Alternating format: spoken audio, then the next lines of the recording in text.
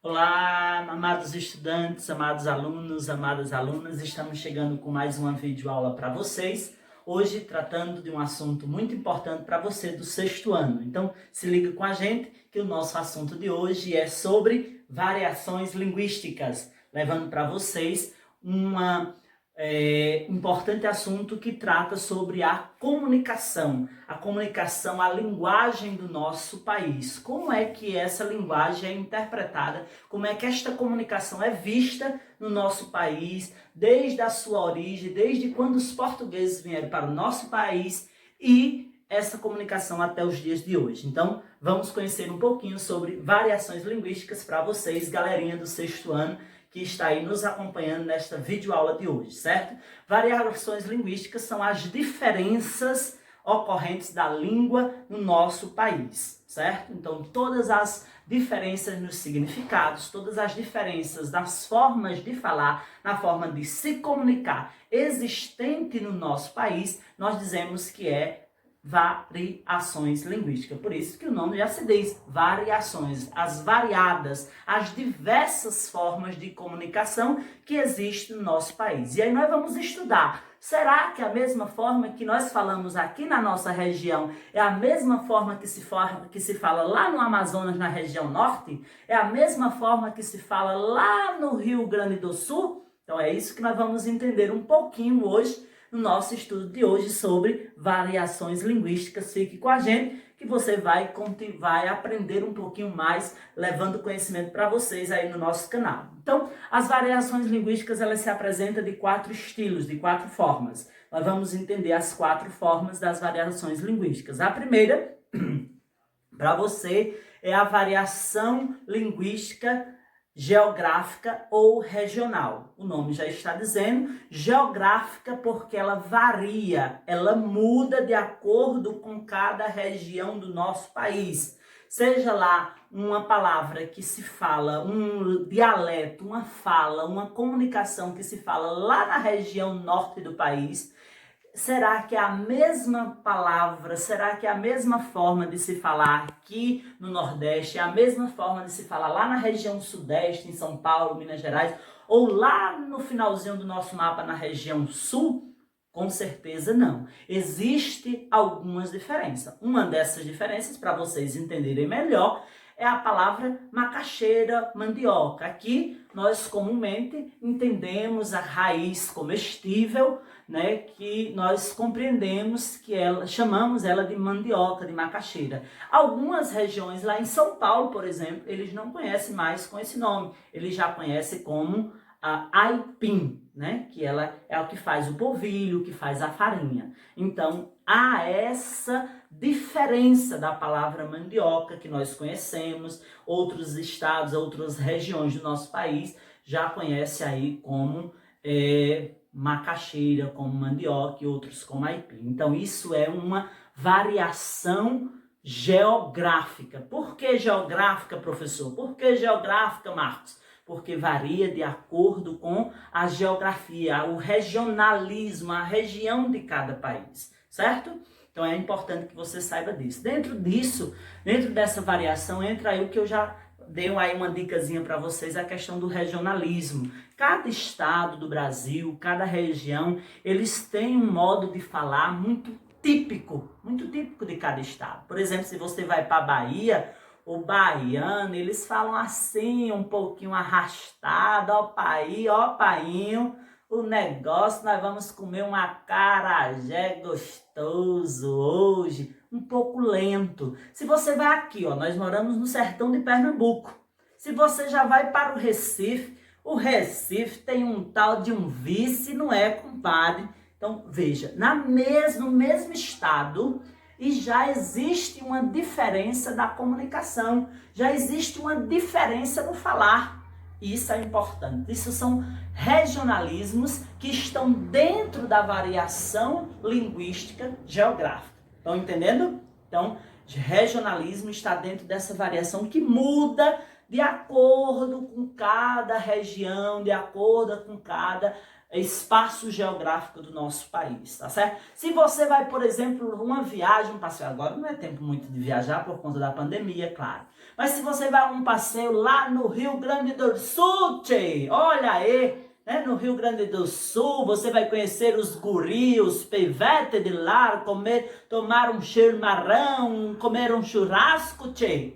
Veja, existe uma linguajar totalmente típico para aquela região do Rio Grande do Sul. Então, essas diferenças nós atribuímos à variação, ou seja, a mudanças típicas de cada região do nosso país, tá certo? Então, essa é a primeira variação, chamada de variação linguística regional ou geográfica, devido à sua geografia a cada região.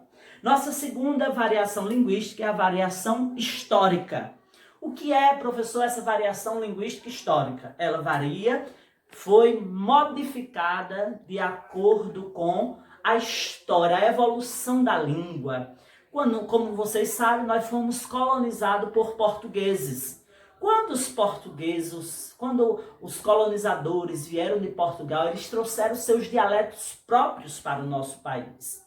E esses dialetos, eles foram introduzidos e nós fomos absorvendo e ao longo do tempo nós fomos falando igual àquilo que eles foram transmitindo para nós. Um exemplo típico desse, por exemplo, se você pegar um livro aí que foi escrito há um tempo atrás, vamos dizer lá em 1940, não é? Um pouquinho aí atrás, você vai ler que, por exemplo, o pronome você era tratado de vossa mercê. E com a evolução da língua, esse vossa mercê ele foi reduzindo. Ficou vós me ser, depois veio para o você, e hoje, com o uso da tecnologia, vocês que usam muito a internet, claro, vocês só se comunicam aí nas redes sociais colocando o VC para o você. Então, houve uma evolução histórica nessa comunicação. Então, houve uma variação histórica. É o segundo tipo de variação, chamado de variação histórica, certo? Variação histórica. O terceiro tipo de variação é a variação social. A variação social, ela acontece de várias formas. Uma delas é a questão, por exemplo, que a criança, ela não se utiliza do mesmo linguajar de um adulto, né? Para pedir, o bebê fala diferente, tem um linguajarzinho típico dele para falar com a mãe, para falar com a babá que cuida dele, né? Para falar com outra criança. A variação social, ela se utiliza de grupos típicos da sociedade. Por exemplo, você vai acompanhar uma conversa, um diálogo de um grupo social, como um grupo de policiais. Então, um grupo de policiais, talvez você não entenda o que eles estão conversando, porque eles têm um linguajar, eles têm um diálogo tipo do grupo social deles, que é de policial.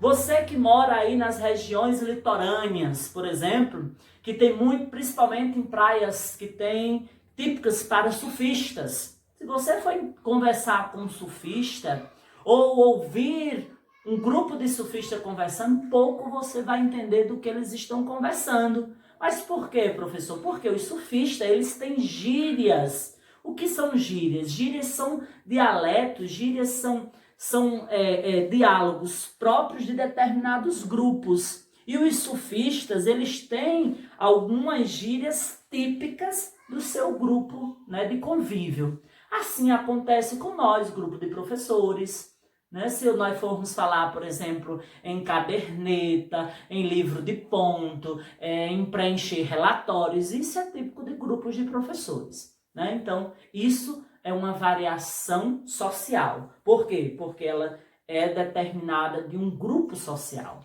Ou dentro desse grupo social também acontece, por exemplo, a questão da escolaridade, né? Uma pessoa que tem menos escolaridade do que outro também é considerado um grupo social. Uma pessoa que nunca foi alfabetizada, ela vai ter diferentes formas de falar daquele que tem um nível de escolaridade maior, né?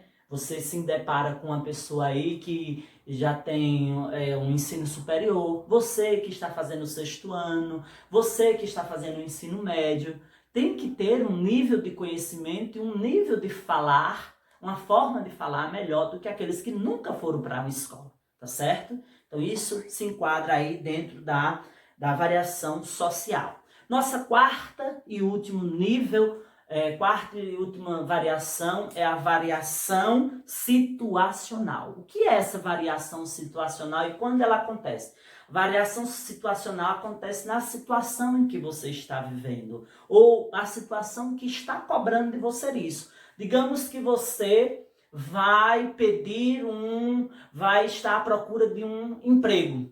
Você não vai fazer uma entrevista de emprego. Você não vai para essa entrevista de emprego como se você fosse para qualquer lugar. Você não vai para responder essa entrevista de emprego como se você fosse estar lá no seu jogo de futebol, na conversa com suas amigas, certo? Você tem que ter uma conversa mais formal. E aí, dentro dessa quarta variação, nós temos os níveis de linguagem, que entra o nível formal e o nível informal. Não esqueça disso. Marcos, o que é o nível formal da linguagem e o nível informal? Nível formal é quando nós usamos a linguagem padrão, né, que obedecem a linguagem culta da língua. E o nível informal é quando as pessoas se utilizam de palavras reduzidas, estão mais despreocupados com a língua, se utiliza de gírias, se utilizam de jargões, estão mais livres para falar, certo? A linguagem informal também é chamada de linguagem coloquial, certo? Então, se adentra aí na linguagem situacional, na variação situacional, que acontece de acordo com a situação. Por exemplo, eu estou em casa desleixado, despreocupado com a vida, eu uso a variação situacional. Eu vou para conversar com uma autoridade, eu tenho que usar uma linguagem mais formal, porque aquela autoridade exige que eu use uma linguagem mais formal. Então, eu uso a variedade situacional, tá certo? E aí, essas são as 4 variações linguísticas. A primeira, geográfica, a segunda, social, a terceira, variação histórica e a quarta, variação situacional. Para terminar, eu quero deixar aí uma dica para vocês, que dentro da variação linguística nós estudamos também o preconceito linguístico. Professor, o que é esse preconceito linguístico? Preconceito linguístico é nós termos o respeito por aquelas pessoas que têm o seu jeito de falar de cada um. Por exemplo, como eu disse aqui a vocês, quem fala lá no Rio Grande do Sul, seu estilo de falar, como que fala, nós devemos respeitar. Uma pessoa que nunca foi para uma escola e ela fala algumas palavras erradas, não é necessariamente que você corrija aquela pessoa, porque ela nunca foi para uma sala de aula. Então, o nível de escolaridade dela é baixo, então é preciso que você respeite. Por exemplo, minha mãe é uma pessoa que nunca foi para uma escola. Minha mãe também, ela muitas vezes ela fala palavras erradas. Então não é necessário que eu, que tenho um grau de conhecimento maior, que tenho um grau de escolaridade maior, que eu esteja corriqueiramente corrigindo minha mãe. Não posso fazer isso, senão isso vai acontecer um preconceito linguístico, certo? Então tenha cuidado quanto a isso, para que vocês não cometam com as pessoas esse preconceito linguístico. Você se encontra com um baiano, aí você ignora. O jeito que ele está falando, olha como ele fala, oxente, e esse menino fala. Isso é um preconceito linguístico. Então nós tenhamos cuidado quando nós estivermos falando com pessoas de regiões, de idades diferentes, para que a gente não cometa um preconceito linguístico, tá certo? Fica a dica aí para vocês. Vão lá no nosso canal, se inscrevam, dê o like, compartilhe nossos vídeos, leve conhecimento a pessoas que você gosta, para que nós possamos chegar a um número maior de pessoas que estão aí assistindo nossa aula. Um cheiro na testa e daqui a pouquinho nós teremos nossa atividade para vocês. Valeu!